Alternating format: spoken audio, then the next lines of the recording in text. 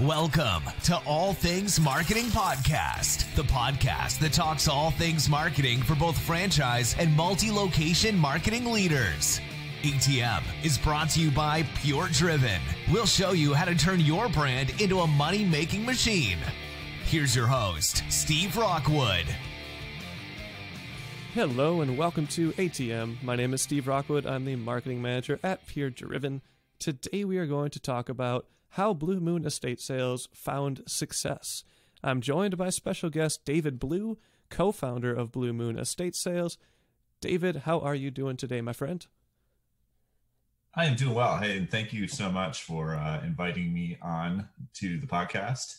I'm doing great, and it's a nice, beautiful day down here in North Carolina. I think the weather has finally turned around, and pool season is coming up pretty quick. It is. Same here in Minnesota. It was 81 degrees the other day, but I was in the car all day with my wife coming back from Wisconsin, and then yesterday it was back to 41 degrees. So we missed out the nice day.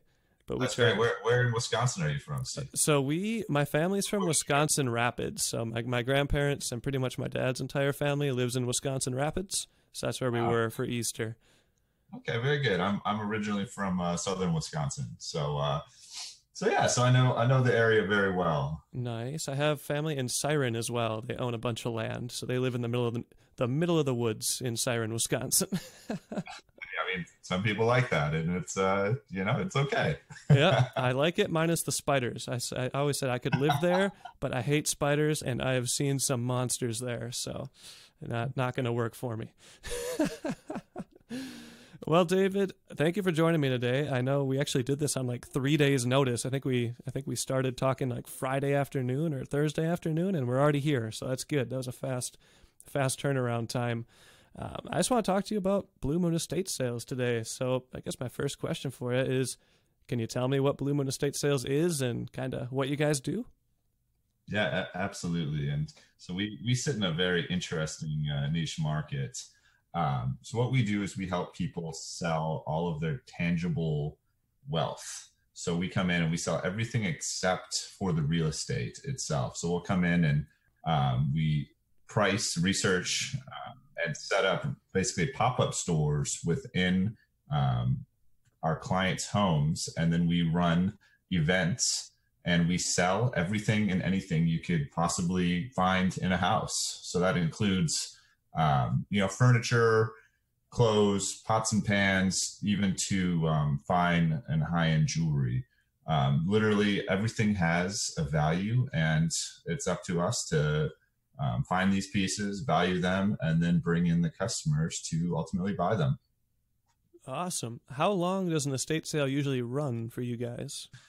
So our whole process lasts about 2 weeks. Clients will reach out to us and express that they want to sell items in their home or their family members' homes. We usually come out to the house. We take a look at what they have. There needs to be enough merchandise in a home for us to take on the job. And that's just really so we can do our best work and generate a crowd. So once we have our consultation and we see that there is enough merchandise, we really start moving quickly through the process. We come in, we take pictures, we stage the home and turn it into a retail store. And then from there, we host the event. And then over our event, it usually lasts about 2 days. It's usually over a weekend, where we will sell about 90 to 95% of all the contents in the home. So the whole stem to stern process is about 2 weeks. But we do run very efficiently, and we can get things done in a matter of days. We've had some clients call us on a Thursday and they needed a sale that weekend. And we can make it happen. We have quite a large marketing reach when it comes to our whole digital platform that we help create. And we plug all of our franchisees into that digital platform. And it really just brings a lot of value to our clients and allows us to reach far more people than they could ever do on their own. Sweet. Yeah, it sounds good.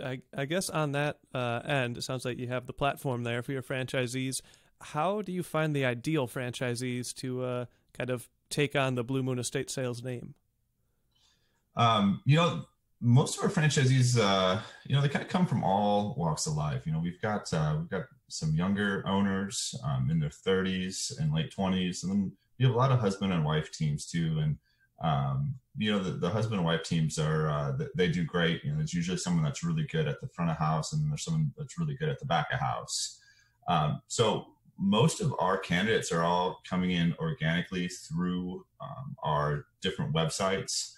So we spend just a good amount of time just producing content, valuable content for both, you know, our B2B relationships, and then also our B2C relationships, and just educating people about what we do and how we do it. Really generates a buzz, and people reach out to us just through our websites, and are generally just interested in the variety of the work.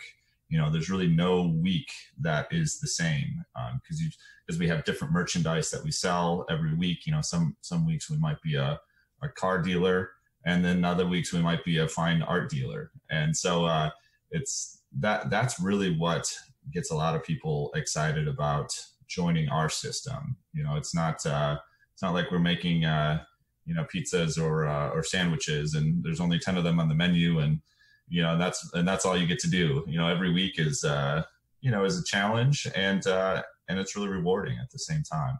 You know, one of our locations out west just sold you know, close to $200,000 of vehicles in a weekend, and that's pretty wild. You know, it just goes to show you that you never know what each sale or each consultation you go on is going to bring you, you know, in terms of the merchandise you sell, and you know, the amount of money that you can make, and for yourself and for your clients.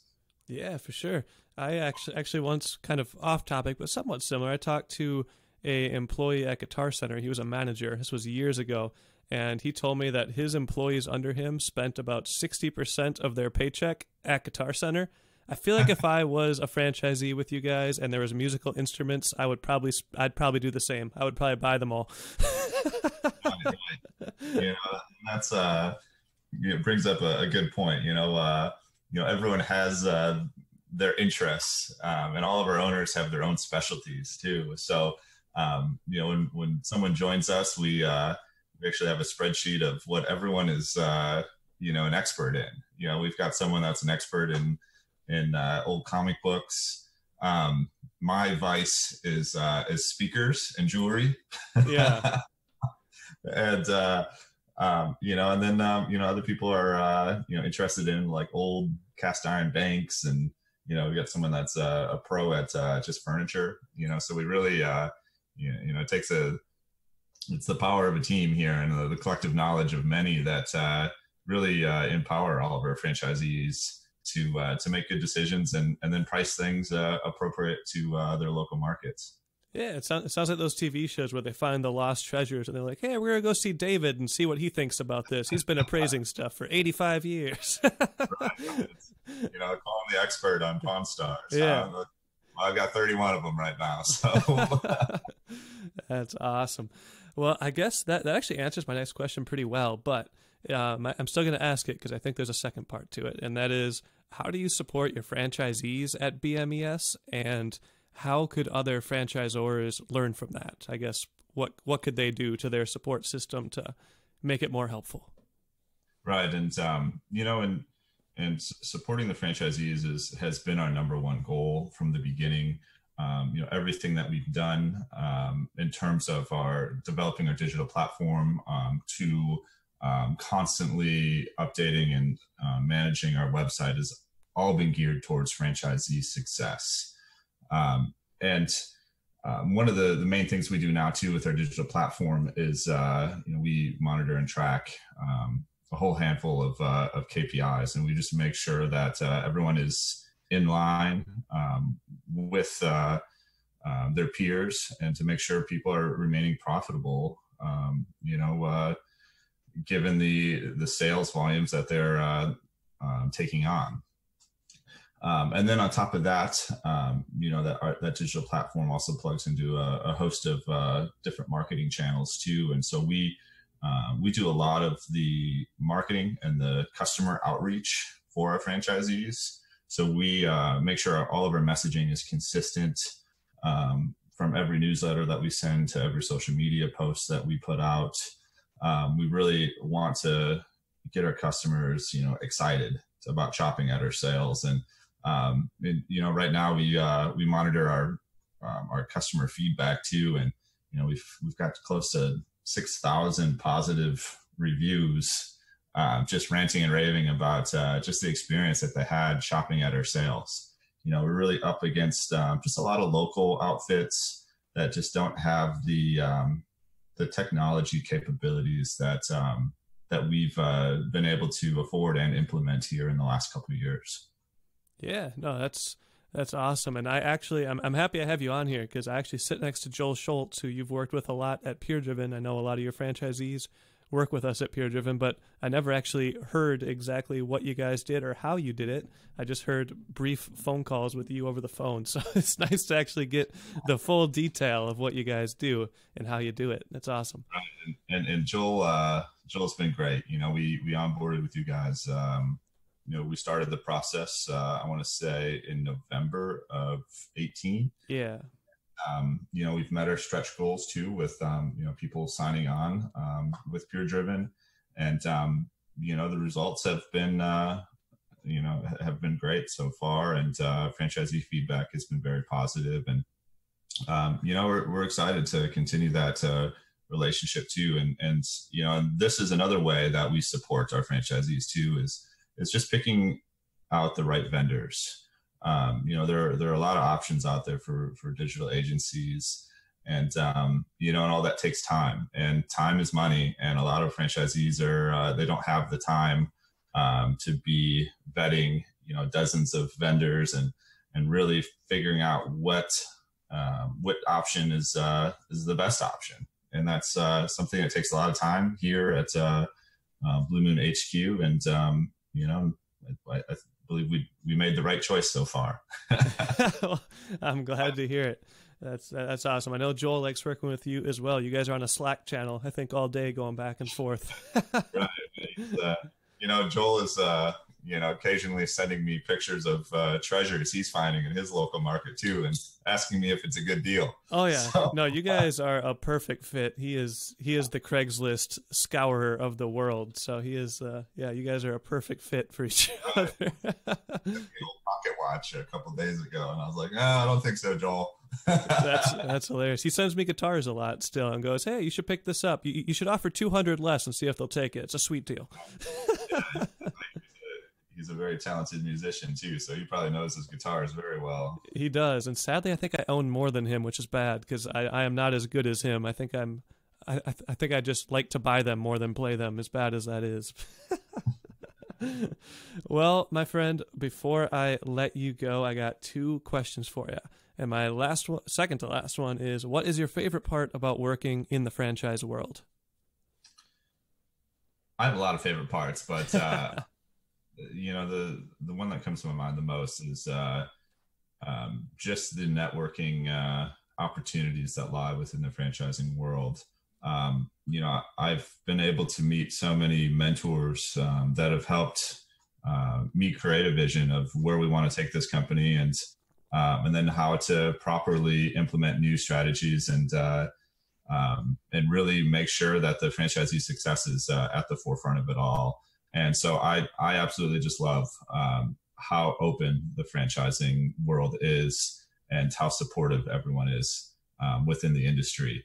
If I have an issue, I can call up, some big blue chip CEOs. I've got all their personal phone numbers. I can call them up and spitball a couple ideas, and, they'll either tell me I'm crazy or I'm onto something. And that type of reach, I feel like is, isn't really there in other industries. And I absolutely love it. And we wouldn't be where we are without the network we've built.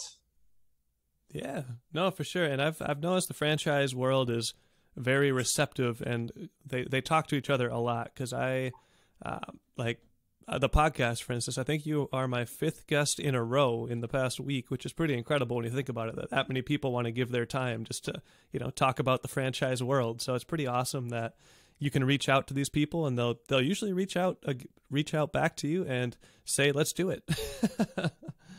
Right. And I'll answer that question again too, just so you have some more content there. Yeah. One of my favorite parts about the franchising world really comes down to creating jobs as well and empowering business owners.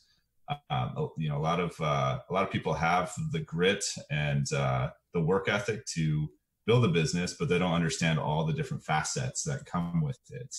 And just by being able to lay out these processes really helps people focus on what generates revenue. And a lot of people can get lost in the weeds when starting up a company and not focus on the most important part. And the franchising industry really provides that support structure so our owners can focus on revenue generating activities exclusively. Yeah, no, that's a great answer. Thank you, David. And then my final question for you is, if someone wants to learn more about Blue Moon Estate Sales, where would they go? Yeah, so if you want to learn more about us, please just visit our website. It's bluemoonestatesales.com. There's a host of resources there and content. If you want to learn about particular items, you can check out our blog, or if you want to learn more about our franchising process, we've got a link right on our homepage there. We'd love to hear from you and hope to hear from you. All right, sounds good. And David told me that he might be starting a podcast as well in the future. So if he does, I will let everyone know so you guys can hear more from David. Great. Well, thank you so much, Steve, for having me. And I look forward to talking some more in the future. Definitely. Well, David, thank you for joining me as well. That's all the time we have today, everybody. Thank you for listening to the podcast, and we'll catch you next time right here on ATM. You just listened to All Things Marketing Podcast. Make sure to subscribe to the podcast to catch every new episode every day. Want to be a guest on the show? Sign up at PureDriven.com/guest. See you tomorrow here at the ATM.